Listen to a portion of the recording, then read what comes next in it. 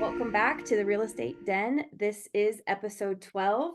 My name is Megan, coming to you from the San Luis Valley. We have, as always, with me Amanda, and today we have Leighann and Nick for some awesome real estate conversations today. Welcome. Thank you for having us. Yeah, appreciate it. Excited to be here. Great. So we'll just get right into this. So Nick, tell us who you are, where you're from, and what you do. Totally. So my name is Nick White. I am a loan officer with a company called Megastar Financial. We're based in Cap Hill. I am originally from the great state of New Hampshire. Spent the first, 24 years of my life there and recently relocated to Colorado in the summer. So always wanted to move here and be a part of the real estate world here. So made that happen last summer and here I am. Is that when you got your lending license? No, I've been in the mortgage business for 3 years now. Okay. Awesome. And Leighann, tell us about you, where you're from and what you do. Sure. So I'm Leighann Marquis, and I am living in Pittsburgh, Pennsylvania. I am flipping houses. We've been in Pittsburgh for 12 years. I've been flipping for about 5. Do not have a real estate license. Really just kind of fell into it because a friend wanted to try it, and I am a yes person. And I've always loved real estate. I've always, even from the time my husband and I have been married almost 28 years, we've always gone to open houses on Sundays as kind of a fun thing to do. We're those people who are signing the sheets but not really buying.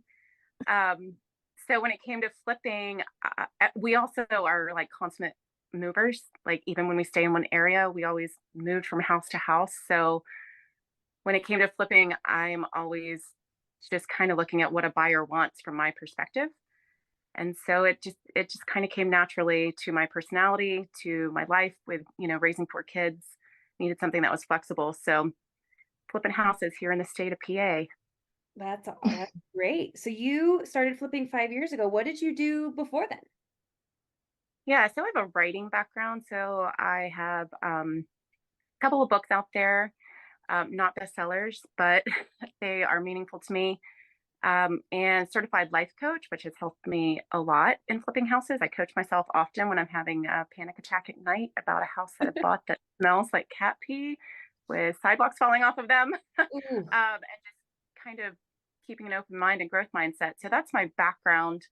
And I still do coach clients as they come along, just resilience coach. I've had a lot of trauma and different things in my background that helps me help other people and come alongside them when they are going through something difficult. I can't think of anything better to have a lot of knowledge in other than like that for real estate. Like no matter what aspect you are, like licensed or not, investor, like whatever you just, yeah, knowing how to help get through that is excellent. So Nick, you have been doing this for 3 years. So I assume that you got into this. Is this your first career right out of school? Not necessarily. Okay. When I was in college, I got my bachelor's in economics and finance with a very gung-ho mindset that I was going to become a financial planner and a financial advisor. Um, it was very short-lived, pretty much, we can say, and it was not the right fit for me. I'm very passionate about my own personal finance, but when it came to educating others about theirs and they weren't as passionate about it as I am, it felt more like a job than it did a career and a passion. So I was doing myself a disservice and I was doing my clients a disservice by not giving them my all. But I always wanted to be a part of financial management and like investing and that type of stuff. But I'm way too extroverted to be behind a computer all day. And I came across the mortgage world shortly after I left the financial planning business. And I'm never looking back. It's been a ton of fun. I still get to crunch numbers and guide people through an investment decision, but to also post fun social media content and host fun events and go to coffee shops like me and Amanda did 2 or 3 weeks ago. Yeah. And that's a ton of fun for me to do, and it's a great balance for my skill set. And yeah, that's where I'm at. So you were sort of in the area. I feel like financial planning is sort of like aligned, I think, with like how to set up like a real estate business or mortgage lending. Like I think there was probably a lot of things you could have taken from your previous experience and applied it into mortgages. Totally. There's a lot of similarities in the business, but there's also a lot of differences too. Instead of me telling people how to manage their debt or their securities or their budget, I'm now educating them on how to best structure a mortgage to make a smart real estate decision, and also allow them to continue the other goals they have in their life as well. There's definitely a lot of different commonalities that share between the two industries, but I definitely utilize my approach from financial planning into being like a mortgage planner, if that makes sense too. I'm not just a mortgage salesman. I really consider myself an advisor and someone who can be a reliable resource in the industry. And definitely having that background, not only with my degree, but with financial planning, now being a lender, has been extremely beneficial for sure. That's great. That's great. So Leighann, why did you choose real estate? What was sort of the driving factors that you were like, I mean, there's lots of things you can do in the world, why were you like, let me buy houses that keep me up at night? Yeah, for real. Um, like I said, my husband and I have always loved real estate. We have investment properties. We love buying houses ourselves. I say it's bad when you like collecting expensive things, but with flipping, you sell them. So, I think it was 2018. I could be wrong, but I think it was 2017, 18. I had a friend who really had just had gotten this bug of wanting to do a flip house. And she's like, would you ever do one with me? And at that point, I was home with my youngest two. And they were getting to the age where I could kind of start to think about doing something 20 to 30 hours a week. So she kept looking for houses and she kept bringing them to me. And I'd be like, the numbers don't work. The numbers don't work. The numbers don't work. And she said, I really think I found one this time. So we went into this house. It was a foreclosure. And we looked around and I was like, you know what? I actually think the numbers might work on this. Like, I like the neighborhood. The house has good bones. It really doesn't need a ton of work. Like, we are so beginners here. It doesn't need like crazy stuff. I actually think we could do this. So I don't know, came home to my husband and was like, hey, we're going to do this. We're going to do this. We're going to put this offer on the house. And he didn't believe me. And then like a week later, I'm like, we got the bid. He's like, wait, you bought a house? So that was the start. I mean, that was like, the rest is history. We put that house together and she decided that, she was going to do her own thing. I was going to do my own thing. And I continued flipping houses. It was, once I had done it, it just fit my personality so well. I love before and afters. I love going in, finding something that needs potential or has potential, and making it come alive. It's kind of the same with coaching. You look at a person, you see how much potential they have and the roadblocks that are in the way. And you're like, hey, if we just tweak these little things, somebody's going to come along and love this house and want to make memories here. And I see that, project after project.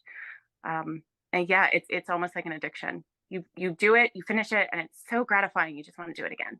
You caught the itch, but your partner didn't. So she only did one. So you flipped one house with a friend, and then you were like, "This is it. This is the Yeah, best." I was like off to the races. I was like, I'm looking for another house. I'm doing this again. And she didn't flip with you again.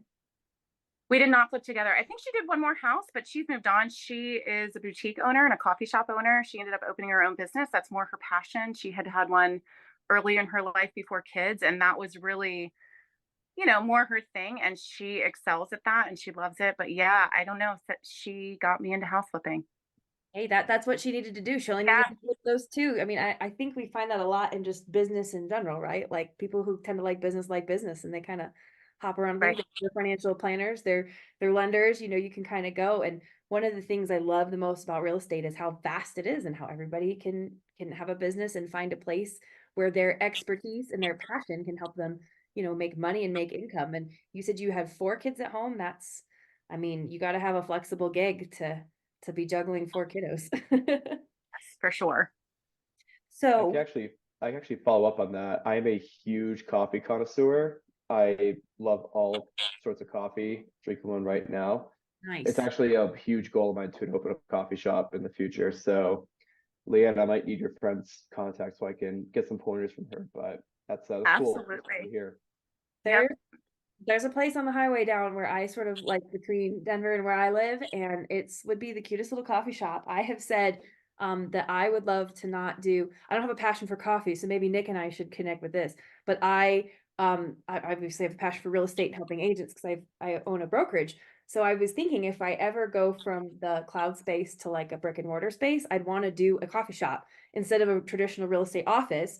So that way, because agents aren't in the office all the time, like, and then if there's a coffee shop, there's, but anyway, I'm loving the coffee shop vibes. We'll have to all meet for coffee sometime. So where's the best place to get coffee from? Like if Nick, the coffee In expert. Denver, yeah. In Denver, oh gosh, probably Corvus. Corvus, it's a nice one. Big fan of Okay. Corvus. I'm still relatively new to Denver. I've only been here 6 months, so any recommendations you guys have for coffee, I'm more than open to them. I also like Sweet Bloom as well, but the best coffee I've had here that I've purchased has been Corvus, without a doubt. Okay. Do you like to make your own coffee? Oh yeah, I have a big old roaster in my house, so this is just cold brew. So I was in a bit of a rush this morning, but yeah, I like to grind my own beans and Where do you make like to that get the work. beans from? Is there like a difference between like the different sort of places that they come from? Like what's the best coffee bean? Like you walk into the store and you're like, that's the bean I need to buy. Like what is it? Truthfully, I go to Corvus, the coffee shop. They have beans there for sale, and I buy it from there. Nice. See, Corvus should give Nick some credit or some money or some gift cards or some free coffee because look at I this. should start a TikTok account and become like a Corvus like influencer. But Good. We were hearing the other day that TikTok is now like 4 a day. If you post 4 videos a day, that's how you can like break the algorithm now. They just keep adding it. So you could. And Leighann, do you have any favorite coffee shops over in your area in PA? Yeah, I mean, I'm probably not the best person to ask because I'm a tea person. Okay, well, your favorite tea spot. Okay, yeah. Convive is one of our local coffee shops. They have great chai. I like spicy more than sweet, and they make it for us that way. My friend's little boutique coffee shop is Koala Coffee Shop. Um, and I feel like my husband really likes 21st Street as well. So if you're in Pittsburgh, 21st Street, Convive, and Koala Coffee and Tea. Those are the three you got to hit up. I got to go visit. I've never been over in that area. Um, what what do you look for when you're looking for a flip? So because you had said earlier before we started recording, you're like, I'm not good with math, which I love because I'm also not good with math, which is why I'm not a lender. Which is why it's great we have people like Nick in the world because I could not. And but what do you like look for when you're like, oh my God, that is like that's a flip I should be pursuing? Yeah, I think the most important thing when I think about flips is the location. Probably very similar to like what a realtor says. Like, I have to think who's going to buy this house, not like, do I want to live here? And so I'm often not looking for the house for me. I'm looking for it for my end user. So when I go into a house, I think, or a location, I think who is buying here? We have a couple of neighborhoods in Pittsburgh that I really like because they're either up and coming or they are established and still super marketable, but reasonable for me to get into the market because I'm not using lending or hard money. So I will just kind of go into that neighborhood, know who my end buyer is. Like, is this a millennial? Is this a young professional? Is this a family? Is this a couple moving out to the suburbs because they're about to have kids? If I know who that is, then I can make the house functional for them. I can make it look great. But again, like, Pittsburgh is super hilly. If you've never been here, it is super, super hilly. So is this really high on a hill? Is it too steep? Is my buyer going to like that? Is that going to bother them?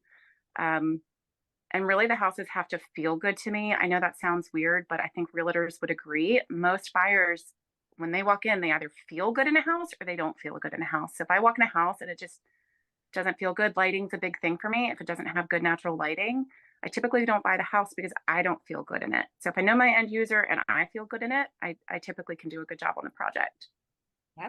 That's great. How many houses do you think have you flipped in 5 years? In 5 years? That's a good question because I've also done renovation projects for some contacts in my area who knew I was flipping. So I come in and do projects for them. I'm on my, I think, 8th. Wow. So I think we assume I think the number one downfall when people are looking into any sort of career in real estate is they think that things are way quicker than they are. And like 8 houses is a lot to do in 5 years. Like that is a lot. Like flipping a house is not. I think HGTV and those shows have sort of deceived us in the way where we think things happen a lot quicker than they are. then things sort of go. What is one thing, we'll go back to Nick and then back to Leighann. What is one thing you wish you had started doing in your business sooner? Like what's one thing that really started helping you kind of accelerate along that when you did, you're like, oh my God, why didn't I begin? Good question. I think for me personally, I've always wanted to do my own thing, be my own boss, be entrepreneurial, have my own book of business. I've never wanted to work for somebody else. So truthfully, just getting started earlier. I started in 2021. I wish I started in college or right when I turned 18. Who knows what additional, 4 years would have entailed, but at the end of the day, I'm glad I started 3 years ago and haven't compared to not starting at all. So I guess that's the only thing I really can say. And I'm always open to try new things and seeing what works. So but yeah, that's probably the one thing I'd say is just not starting earlier. Great. What about you, Leighann? Nick, I wish you would have taken longer with your answer because I am trying to figure out what I would have done differently. Um, I am a big advocate of learning, so I wish I had a really sweet answer right here. But I think with the timeline of my life and the way I fell into it, it'd be hard to know how to do it differently. Well, just what do you wish you would have started doing sooner? Like Yeah, you started like, like what was there any like sort of aha moments, I guess, in your real estate career that you were like, oh, sort of clicks that you can share? yeah, I would say this on the investing piece. Flipping for us is a little bit differently, but what I would have done differently with investing is maybe not sell all of the houses that we had bought. And then when we moved, we have some that were like, man, we really should have kept that, especially the location they were in. But when you're young, you think I got to sell this so I can get the equity out of it to buy the next thing. And that long-term game is hard to think about. But yeah, maybe we should have taken it a little slower and really kept some of those places because now you know, they're in amazing locations because maybe we used to live in DC, a trains come out to where they were, they're worth way more. But So so you had buy hold investments in DC before you moved. they're in on the other side of Pennsylvania, but yes, we Okay, have other investments away from us. great. What year did you guys start investing in real estate, if I can ask? Yeah. So we started, when you mean not buying for ourselves, you mean when like getting a house that we actually bought as an investment, Oh, buying like something somebody else else. was gonna, we started Okay, buying for ourselves in 99. We okay. graduated college in 99. We bought a house, a condo that fall. And then, yeah, just kind of put in succession. We bought houses, went from a condo to a townhouse, from a townhouse to a smaller house to a larger house type thing. As far as rental units, we bought our first rental. Ooh, my first was born in 2004. I think it was 2003, probably 2003-ish. So did That we your so that was your first rental that you bought in 03. So 99 you started just buying property to live in. Is that what helped you be able to jump into purchasing rentals then in 2003? Like would you have been able to buy a rental had you not purchased in 99?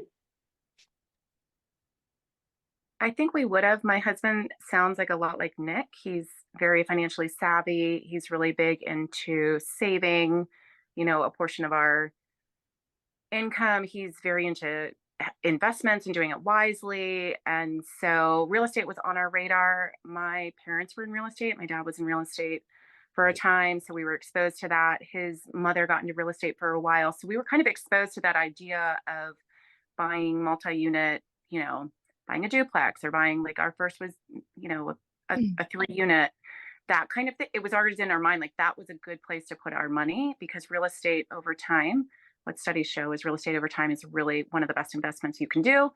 So because he's kind of that way anyway, and I already loved real estate, it just was a natural fit for us at a young age. That's that's great. I'll pop over to Nick for this question then. So what is your favorite client to help? Like when you've got someone who needs to buy a house, like do you like to do the first time home buyers? Do you like to help with investors? What is kind of your favorite to plan? If you have to plan a mortgage and it's your favorite mortgage to plan, what is that? Perfect timing on this question, by the way. My favorite client to help is my friends and family. I have a friend who is a financial advisor, actually. Didn't work in his branch, but obviously him and I are well connected through that. Literally, I haven't spoken to him in probably 2 or 3 months. Calls me last night and he's like, "Hey Nick, trying to buy this house in New Hampshire. It's where he's from. Can you get me pre-approved right now?" Yeah, sure, of course. Got him pre-approved, makes great money, great conventional buyer, and yeah, we're submitting offers this weekend on a couple properties. So my friends and family for sure. But if I had to really put it into like a category of like first time buyer, investor, whoever, me being 24, I naturally click really well with the first time buyer because we're at a similar age range. But I've also developed a niche for investors too. Amanda, I told you that a couple weeks ago too. Yes, you did. Um, I work really well with house hackers, people who want to purchase Airbnbs, flat out investment properties too, short term, long term rentals. So I guess my niche for sure is the first time buyer and also the investor as well. And I've helped older people downsize. I've helped relocation clients. I've helped divorces. Like I've helped a variety of people throughout many different paths of life. But my all time favorite, friends and family. Absolutely. That's great. What do you have anything you do in the morning? Do you have any specific morning routine that you guys do, or you just kind of more roll with the punches sort of a day? I can start. I cannot. This is the most cliche thing to say. This has to be made in the morning. The coffee. And The coffee. They're saying I Nick's might, getting up at 5 a.m. roasting his beans. Yeah, he turns. I the love it. girlfriend wants to kill me each morning, but it's okay. Um, and then I go to the gym too. Coffee. I'll answer emails for a little bit in the morning. Have that quiet time in the morning, and then I'm at the gym by 6:30, and back here at my desk by 7:38. So that's my morning every morning, and I love it. Coffee, gym, emails. I mean, straight to the point, easy and simple. I'd say coffee, emails, gym, Emails, gym. maybe a second cup of coffee, and then yeah, The coffee end just the day continues with through the a beer. morning. I just want more coffee now. Like I was done for my morning, but now I'm gonna go have another cup after we're done here. I know I haven't craved coffee in a little while. I'm like, because I've been typically more of a tea drinker myself. So, but I like a good cup of coffee though. I'm like, man, that does sound delicious now that we've had this discussion. Leighann, what about There's you? Yeah, I was going to say there's something comforting about having a warm cup of something in your hand. I think that's the same with coffee and tea drinkers. So I relate to that, Nick. I also like to get up before my kids, not always. In the winter, it's much harder for me. So I'm often in bed after they're up because they get up early. But I think that it helps me start my day when I also have a quiet time, but typically it comes after working out. Somehow about working out gets my body up moving, gets my brain just firing all its pistons. It's hard for me to think unless I've moved. So something, just moving my body in some way. And then getting my kids off to school, sitting down, having quiet time, having my tea, and then off to the races. What is one thing you wish you could go back and tell yourself at the beginning of your year? So 5 years ago when you began to flip, or then Nick 3 years ago when you made the transition from financial planning into lending, what is one thing that you wish you could go back and tell yourself? It's another good question. I would say don't always say yes to things. Say yes to the great things. Say no to the average or not so average things. When you're early on in your career and you're trying to like meet as many people as you can and grow your database, it's okay to say no to people because there's a lot more people out there that are going to be really, really good for you in your business and for you personally. I made the mistake of saying yes to too many people, picking up the tab too many times, and not seeing that return. So don't be afraid to say no to people so you can say yes to the really, really good things that'll excel you forward. That's great. That was a good answer. Oh my goodness. I Leighann? love it actually. Um, I think for me, it would be trust your gut. and I don't mean this in a way of trusting your feelings, because I think your gut and your feelings are two different things. I'm a big questioner at Excellent point. feelings. Yeah. But I think for me, when I go in and I find a house, there's often times where like I don't show my husband the house anymore before I buy it, because he's not a visionary. Like he's super good at a lot of things. I actually love him and admire him in many, many ways. But our skill set is very different in seeing potential of homes. And so I will go into a house and I'll be like, this house is amazing. And he would be like, you're never going to sell this house. And um, just having the doubt creep in. I'm like, oh, should I buy it? Should I not? Every time I've trusted my gut, I've sold the house. I've sold it and done fine with it. Same with decorating it. I go back and forth because it's not for myself. I really have to think about that end buyer and really be in the know about what they're looking for. Instagram is great. Like, what are these people liking? What are they following? What are they liking? Do they want a dark floor, medium floor, white cabinets, color cabinets? Like, what is the trend right now? And not necessarily the trend because I want it to be timeless, but what feeling are they looking for, so I can give them that feeling. And I also really tend to be like, oh, are they going to like this? Are they not? And my sister is like, why are you asking yourself this question again? You do it every time. Just do it. Just do it. Just do it. And so knowing your skill set and being like, this is my skill set. I need to trust that this skill set is going to take me through, because it's, been able to do it before, and trusting my gut and just going with it. Both really great answers. Yeah, fabulous. Trusting your gut and learning to say no to things, and totally about the beginning of your career. Like, I can totally relate, and I'm sure Amanda can, and everybody who's been in this, like, you say yes to everybody. You get into real estate and everybody's like, oh, You need to eat. You're like, oh my God, I need to buy groceries. Yes, yes, I'll work with you. Yes. And I think there's something really powerful though in laying down those boundaries, like on this like energetic level though with your business. And when you're like, no, this is what I'm doing, and I say no to those things, you automatically get more for what is aligned to you, coming to you, even though it feels very counterproductive. It feels like I'm saying no to these opportunities. If you're actually just focusing your energy on what's the best opportunity for you, because there are endless opportunities in real estate. There are properties that buyers buy, first-time home buyers, that Leann's not going to buy. There are properties that Leann's going to buy and that first-time home buyers aren't going to buy. And there's a place for both of those things to happen. And to be, I absolutely, wow, what a great episode. So, Leighann, where can people find you if they want to connect with you? Do you have a website? Do you have socials? If somebody wants a Leighann special house, the next beautiful project out in Pittsburgh, or some life coaching. Yeah, absolutely. Life coaching for sure. Everybody needs life coaching. I mean, you should have a plethora of calls after this, because we are real estate professionals. We all need help. Well, We need help. Your girl if you need to talk through some stuff. I am terrible with marketing myself. I'm terrible with keeping up with stuff, but I am on Instagram. I do answer DMs. So I am just my name, Leighann Marquis, Marquiss is my handle. I do have www.leihannmarquis.com, where you can find a lot of stuff about coaching, anything you'd want to hear. Awesome. Nick, where can we find you? Where do you write loans? You're based out of Denver, but you could do all over, right?